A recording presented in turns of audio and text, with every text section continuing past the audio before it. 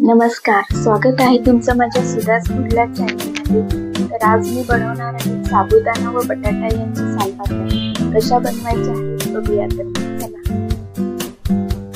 तर इथे मी रात्री दाखवलं होतं तुम्हाला. इथे मी साबुदाणा भिजत घातलेला, एवढी 1 कटोरी एवढा साबुदाणा भिजत घातलेला रात्री, आणि थोडं पाणी वर 2 वेळा धुवून थोडं पाणी वर ठेवलेलं भिजत घातलं. तर हे बघा, आपला साबुदाणा एवढा फुललाय, खूप एकदम मोकळा दाणा झालाय. तर आता आपण याची तयारी करूया सालपापड्यांची. तर ज्या वाटीने मी साबुदाणा मोजला त्याच वाटीने आता मी 5 हे बाउल एवढं मी पाणी यामध्ये टाकून घेणार आहे कढईमध्ये.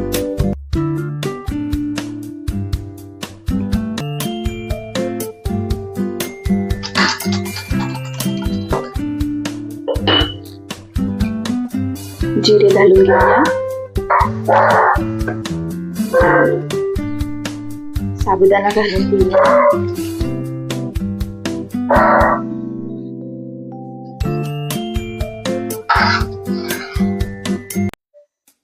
बघा किती छान आपला साबुदाणा शिजतोय, आणि एकदम जाडसर घालणार आहे. कच्ची हिरवी मिरची थोडी अशी.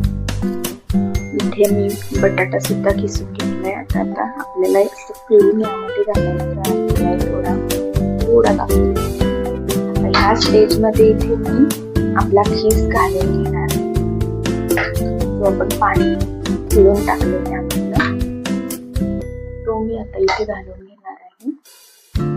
त्याला थोडं शिजू द्यायचं छान, जास्त शिजवायचं नाही, म्हणून मी बटाट्याचा खीस हा शेवटून घालणार. बघू शकता खूप बारीक झालाय. तुमच्याकडे जाड खीस असेल ना, मस्त जाड खीस खूप भारी उठून दिसतोय हा वाळल्यानंतर आणि तळल्यानंतर सुद्धा.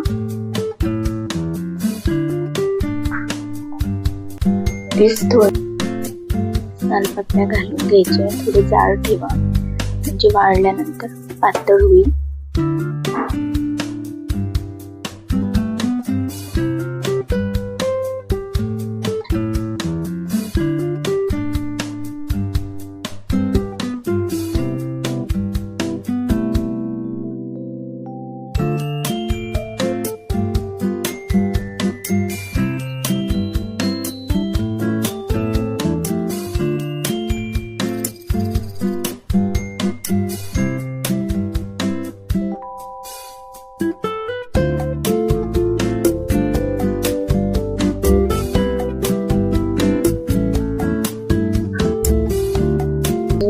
दुपारी थोड्या वेळाने टेरेसवर आली, कारण की आपल्याला थोडं ओलसर असतानाच त्या पापड्या अशा पलटून घ्यायच्या आहेत, जेणेकरून दुसरी बाजूला सुद्धा ते सुटतील.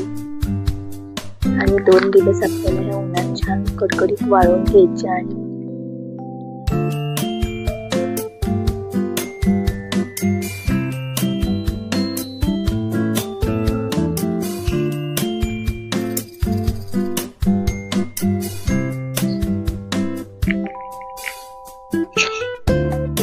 सहज ह्या पलटल्या जात आहे, बघू शकता.